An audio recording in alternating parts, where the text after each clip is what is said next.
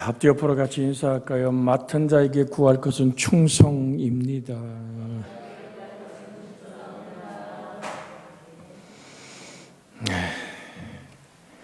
충성이란 말은 하나님에게 설득된 상태로 계속적인 거룩한 순종을 이루어내는 삶을 충성이라고 말합니다. 우린 저번 주에 나눌 때 소유주 하나님, 이 세상 가득한 것이 모두 하나님의 것임을 우리는 같이 나눴죠. 근데 누가복음 16장 2절의 말씀을 보면 주인이 그를 불러 이르되 내가 네게 대하여 들은 이 말이 어찌 됨이냐? 내가 보던 일을 셈하리라 청직의 직무를 계속하지 못하리라 하니 라는 말씀이 있습니다. 하나님은 자기 것을 도로 찾으시는 날이 있다. 지금 어디 보는지 여러분 교재를 보시면 2번에 밑에서 둘째 줄을 지금 보고 있습니다. 같이 한번 읽어볼까요? 하나님은 자기 것을 도로 찾으시는 날이 있으시니 그날은 심판의 날이다. 그러므로 청지기는 하나님이 주인이심을 인식하고 살아야 한다. 언젠가는 계산할 날이 온단 말이죠. 여러분과 제 영혼과 육체가 분리되어 아버지의 보좌 앞에 서는 그날 우리의 일생 살아온 모든 것이 하늘 아버지 앞에 계산할 날이 옵니다. 왜? 나를 지으시니가 하나님, 나를 세상에 보내시니가 하나님, 또 내 생명을 거두어 들여 그날에 나의 삶을 계산하시는 분이 하나님이란 사실을 잊어서는 안 됩니다. 그날에는 로마서 14장 10절로 12절에 보면 그대로 내가 내 입술로 직고한다라고 말하고 있죠. 로마서 14장 10절에서 12절의 말씀 우리가 한번 보면요. 내가 어찌하여 내 형제를 비판하느냐? 어찌하여 내 형제를 없이 여기느냐? 우리가 다 하나님의 심판대 앞에 서리라. 기록되었으되 주께서 이르시되 내가 살았노니 모든 무릎이 내게 꿇을 것이요 모든 혀가 내게 자백하리라 하였느니라. 12절 그게 읽어요. 시작. 이러므로 우리 각 사람이 자기 일을 하나님께 직고하리라. 그냥 그렇게 우리가 원숭이가 털받고 나온 그저 자연에서 자연스럽게 생겨진 존재가 아니란 말입니다. 하나님 모든 것을 지은 창조주고 이 모든 창조하신 만물을 다스리고 정복하라고 우리에게 주신 관리할 수 있는 권한을 주셨던 하나님은 우리의 인생을 계산할 날이 옵니다. 그래서 우리가 하나님 말씀 앞에 주의 생명 앞에 있음을 잊어서는 안 됩니다. 한꺼번에 쓸어서 영원한 지옥불에 쓸어 넣는 불신자가 아니잖아요. 여러분, 예수 그리스도가 나의 구주로 고백되지 않는 사람은 심판대에 가서 심판을 받을 시간도 없어요. 그냥 쓸려 들어가는 겁니다. 지옥불에 그대로 자기도 인정하고 마는 겁니다. 아담부터 주님 강림한 날까지 살은 모든 인류들 속에서 영원한 지옥불에 던지워지는 한 장면을 보면 황포를 입은 누런 황포를 입은 모든 인간들이 새떼가 몰려가듯이 확 휩쓸려 영원히 꺼지지 않는 불유황 불못에 집어던지는, 제가 얘기하는 것은 오늘 음부에 던져진 그 영혼들이 일어나서 둘째 사망 불못에 쓸려 들어가는 영혼들, 적절한 겁니다.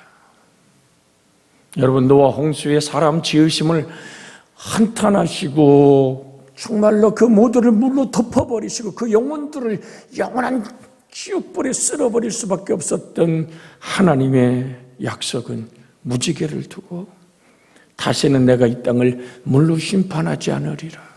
그래서 소돔 고모라를 불로 심판하며 하나님은 이 땅의 심판의 모든 것을 보여주셨습니다. 우리가 정환연수가 70이요 강건한 80입니다. 제가 요즘 자주 드립니다마는 대한민국의 평균 연령이 83.5세, 84세까지가 대한민국의 평균 연령입니다. 이건 누구도 가로막을 수 없는 하나님이 우리 심장을 달아줄 때 심장의 박동 소리에 이 굉장히 중요한 거예요.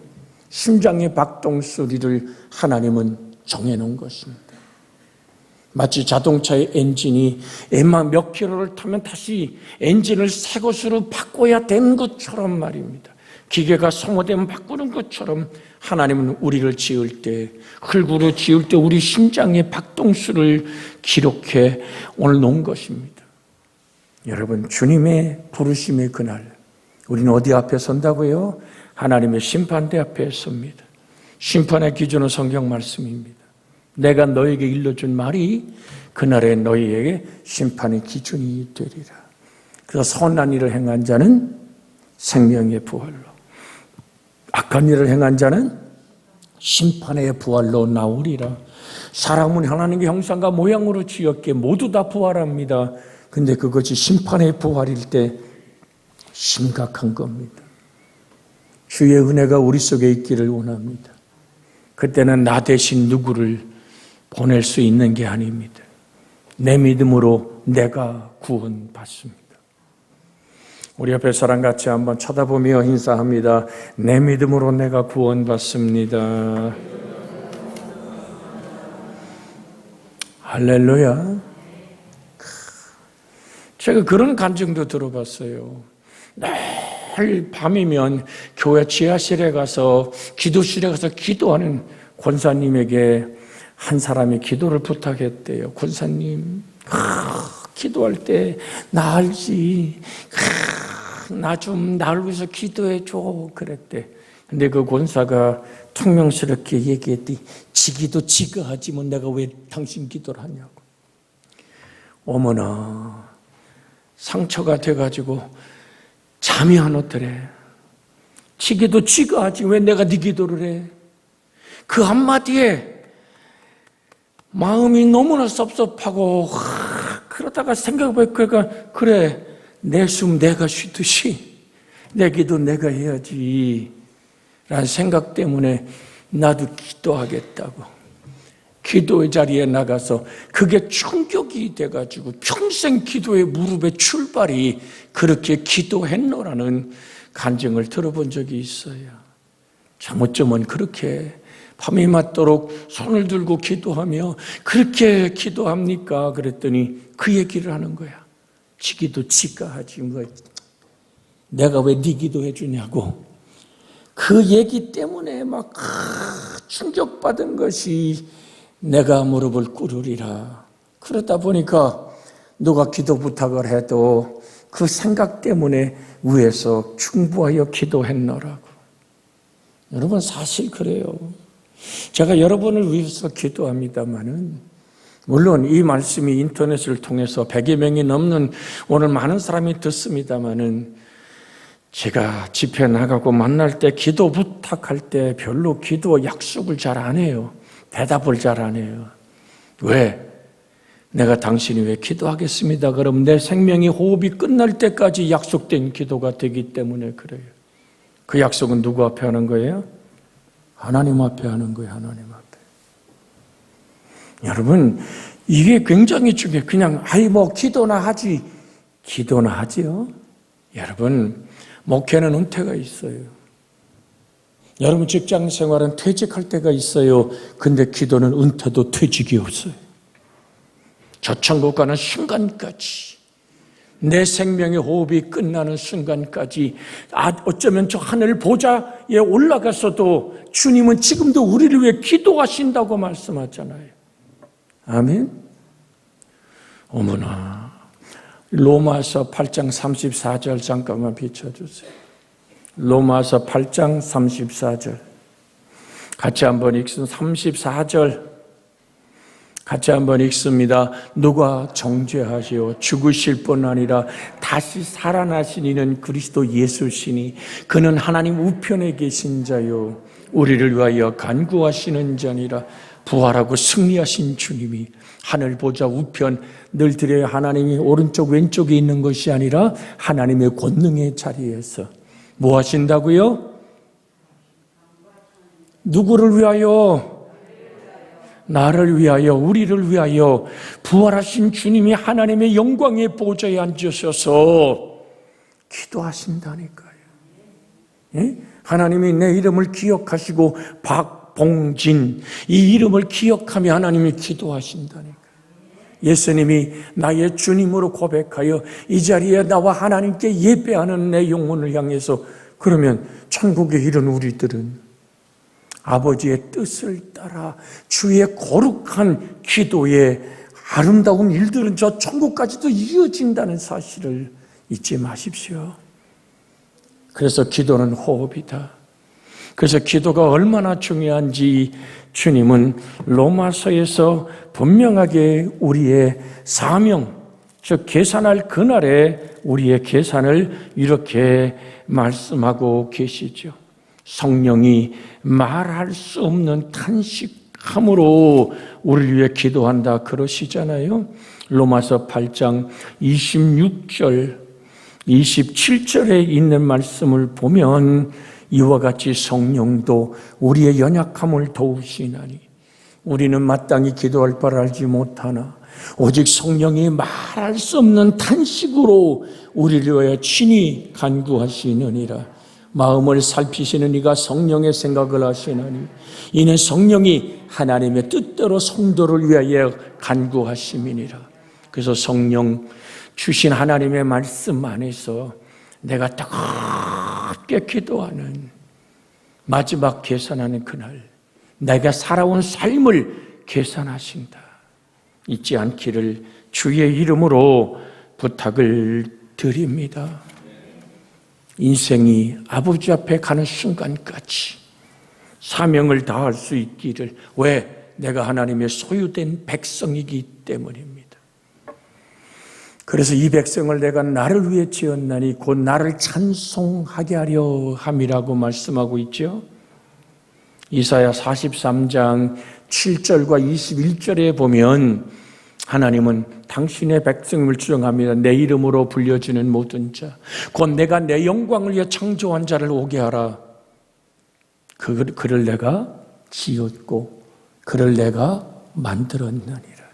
자, 이 말씀을 불려서 하나님이 나를 지었고 하나님이 나를 만드셨습니다. 시작.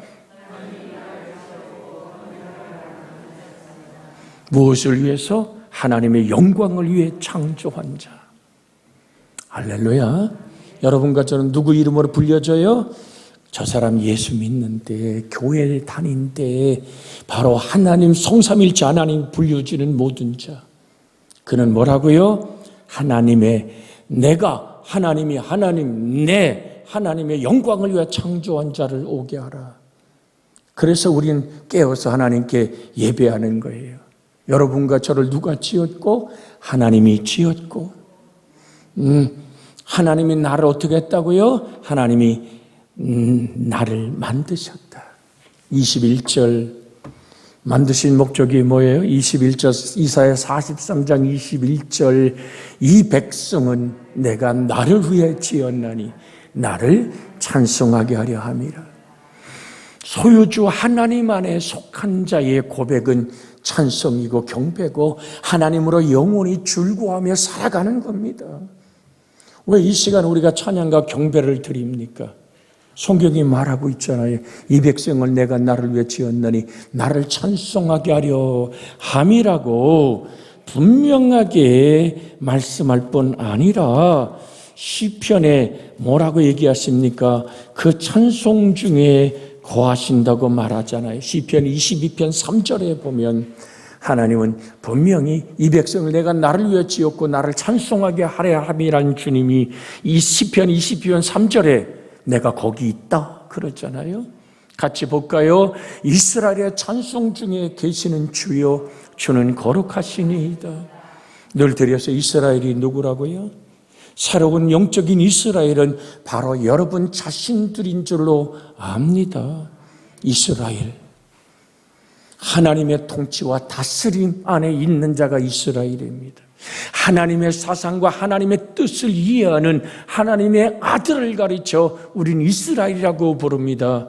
그래서 우리의 찬송 중에 계시는 주여. 그래서 하나님의 집 주소를 쓴다면 찬송이다.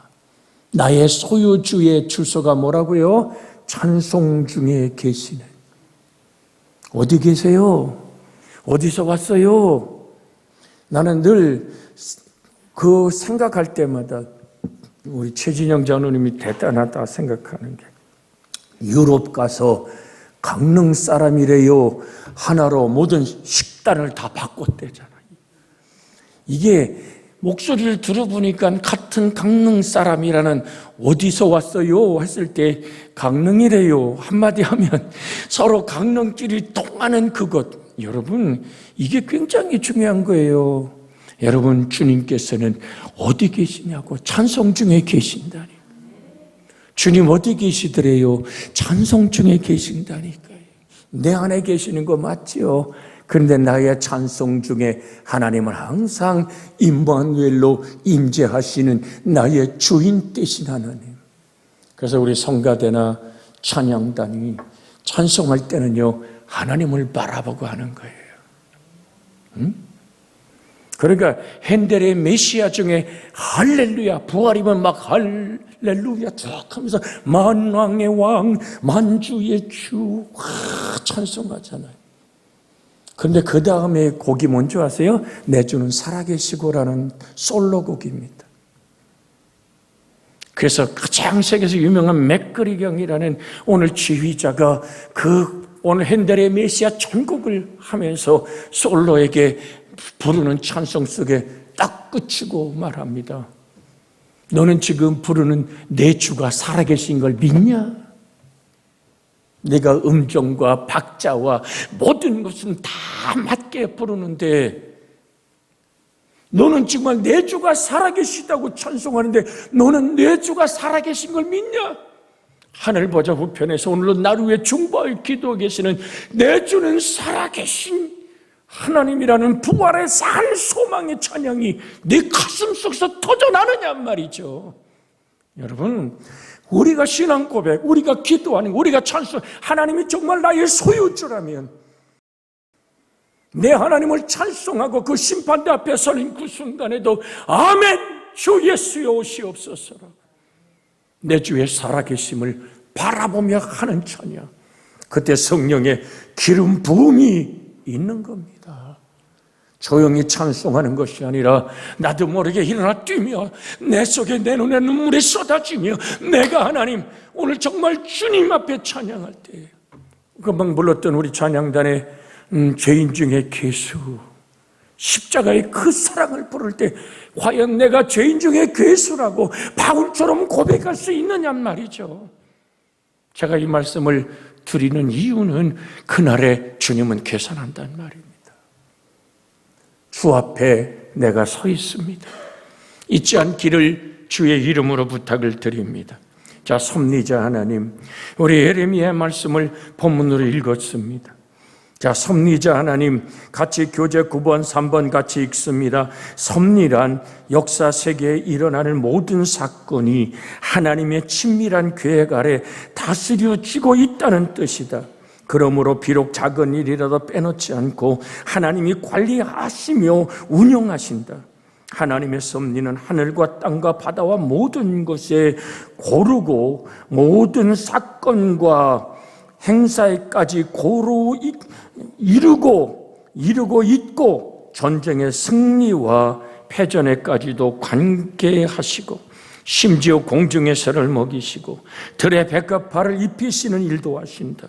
만물의 주인이신 하나님이 인간을 섭리하시는 것은 인간이 하나님 앞에서 영광을 돌리며 아름다운 생활을 하기 위한 데 목적이 있다.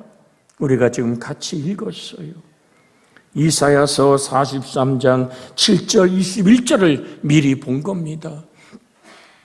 이 백성을 내가 나를 위해 지었나니 나를 찬송하게 하려 함이라. 마지막 이사야 43장 7절로 21절로 교재에 있죠. 그러므로 우리가 시편에 있는 말씀 107편 23절로 25절에 보면 배들을 바다 위에 띄우며 큰 물에서 일하시는 자는 여호와께서 행하신 일들과 그의 기한 일들을 깊은 바다에서 보나니 여호와께서 명령하신즉 광풍이 일어나 바다 물결을 일으키는 도다. 여러분 보십시오. 하나님의 섭리입니다. 잊지 않기를 원합니다. 풍랑과 파도치는 물결이 요나를 가로막았던 것 또한 하나님의 목소리입니다. 여러분, 요나서 1장의 코꼴로 하나님을 등지고 배 밑창에 들어가 있지만 하나님은 요나를 기억하시고 큰 광풍을 일으켜 배를 가로막고 배 탄 모든 사람들이 다 물건을 바다에 집어 던지고 자기의 각자의 신을 부르며 죽음의 마지막 숨을 몰아쉬는 그 위기의 광풍을 누가 만들었냐 말이죠. 여러분과 저의 인생 속에서 내가 왜 섭리자 하나님을 이해해야 하느냐면 나의 길을 혹 광풍으로 가로막고 내 배에 가진 모든, 내 인생의 모든 것을 다 바다에 던져놓는 시련과 아픔과 절망이 나의 삶 속에 다가왔다면 뭐를 봐야 돼요? 섭리자 하나님, 어찌하여 내 인생을 광풍으로 가로막으셨습니까? 나에게 말씀하시는 뜻이 무엇입니까? 여러분, 요나는 알아요. 풍랑치는 이유를 알고 모든 사람이 죽음의 공포에 휩싸인 이유를 알아요. 자기가 하나님의 낯을 피했기 때문인 것을 알아요. 하나님은 하나님의 선택한 사명자, 하나님의 선택한 재직을 당신의 일에 합당하게 쓰시기로 결정했다면 포기하지 않습니다. 기억하십시오. 기필코 하나님은 요나를 쓰시는 거예요. 그래서 여러분과 제가 하나님 앞에 기필코 쓰임받는 하나님의 사람이 되어지기를 주의 이름으로 축복해 드립니다. 요나를 물고기 뱃속에 집어넣어서 꺼내서까지라도 요나가 하늘 아버지 앞에 회개하며 부르짖게 하실 때 하나님은 요나를 물고기 뱃속에서 건지고 사명을 다시 회복시켰어. 아마 그때 제일 먼저 머리를 노랗게 염색하는 게 처음일지 몰라요. 왜? 그 위액이 요나를 완전히 삼켜버렸을 때 그가 나타나 주의 말씀을 선포할 때 하나님의 구원은 니느웨에 이루어지는 겁니다. 기억하십시오. 요나의 이야기로 여러분에게 분명한 말씀을 드립니다. 요나를 사명자로 이렇게 세워야 될 이유가 뭐라고요? 니느웨의 멸망을 경고하고 그들이 회개할 때 그들을 살려내기 원하는 겁니다. 요셉을 긴 세월의 아픔과 시련의 골짜기를 걷게 하신 이유가 만 백성을 살려내기 원하는 하나님의 섭리입니다. 하나님이 풍년도 주시고 흉년도 17년, 7년, 14년의 세월을 통하여서 하나님 뜻임이 요셉을 통해 드러나는 겁니다. 하나님은 섭리자이십니다. 잊지 마십시오. 하나님은 여러분을 꼭 사용하며 쓰시기를 원하는데 순종하기를 원합니다. 아직도 내 숨결이 내 안에 있을 때, 하나님의 문을 두드릴 때 하나님 나를 써 주시옵소서. 내가 어떻게 순종할까요? 보세요. 여러분, 하나님은 모세를 쓰기로 결정했어요. 그죠? 나 말을 잘 못하는데요. 하나님도 아론이 말 잘하는 걸 인정했다니까요. 내 형 아론이 말 잘하는 거 내가 알아. 그럼 우리 생각은 어떻습니까? 아니, 말 잘하는 아론 쓰지 말도 못하는 버벅거리는 왜 모세를 썼냔 말이죠. 여러분, 다 한 가지씩 약점이 있고 힘든 게 있어요. 성경 66권을 써내려가도 신약 오늘 써는 이 모든 말씀 속에서 아니 누가 더 성경을 많이 써야 될까요? 베드로예요. 베드로만큼 하나님께 가까이 있고 하나님을 향해서 정말로 그렇게 아름답게 일한 실패도 하고 넘어졌던 베드로만큼 주님에 대해서 성경을 더 써내려가는, 보세요. 베드로 그림자만 덮쳐도 병이 났다니까요. 그런데 하나님은 바울을 쓰셨다니까요. 참 모부 베드로의 설교를 통하여서 수많은 사람 하나님께 돌아오는가 하면 바울은 하나님의 말씀을 써내려가고 학문을 가리키는 건 좋은데 얼마나 설교가 길었고 얼마나 설교가 힘들었으면 유두고가 설교도 창문에 걸터 앉았다가 뒤로 떨어져 죽었어. 여러분, 참 바울 대단한 겁니다. 팍 떨어지니까 분위기가 싸늘해. 어떤 사람들이 가서 바울 선생님, 저 유두고란 청년이 죽어 자빠져 있습니다. 죽었습니다. 그러니까 내려가서 몸을 덮쳐 하나님께 기도할 때 유두고가 살아나잖아요. 사랑하는 여러분, 참 여기서 나는 바울보다는 유두고의 신앙이 대단하다라고 보는 거예요. 왜? 졸아서 떨어져 죽도록 그냥 그 자리에 앉아 있는 거예요. 여러분, 하나님의 말씀이 선포되어지고 하나님의 뜻이 내게 주어질 때 순종하는 아름다움이 재직의 모습인 줄 믿습니다. 그렇게 제가 주책을 부리는 건 아니지만 여러분, 어느 때든지 우리가 어떤 말씀을 듣든지 내 마음에 들든지 안 듣든지 예배는 하나님을 향한 것입니다. 재직이십니까? 순종의 아름다움이 있기를 주의 이름으로 부탁을 드립니다. 제가 순종하면서 우리 시무 권사님들이 처음으로 오늘 이 하는 권사님들이 계시기에 오늘 말씀을 드렸어요. 그 교구 권사의 자리에 오지 않으면 담임 목사한테 얘기해 주는 겁니다. 그랬더니 몰랐어요. 그러잖아요. 교회는 질서가 있고 체계가 있는 거예요. 모든 것이 하나님의 질서를 어그러뜨리지 않기를 주의 이름으로 부탁을 드립니다. 벌써 뭐요? 왜 목사님이 건드려? 그래서 아멘을 안 하는 거요? 아니요. 난 여러분을 사랑하고 의지하고 함께 주의 영광을 돌리길 원하는 겁니다. 기억하십시오. 하나님은 모든 걸 섭리하십니다. 여러분의 발걸음을 인도하십니다. 그래서 욥은 고백하는 거예요. 나의 가는 길을 그가 아시나니. 욥기 23장 10절의 말씀 함께 읽고 나의 섭리하시는 하나님 앞에 내가 순종하기를 원합니다. 욥기 23장 10절입니다.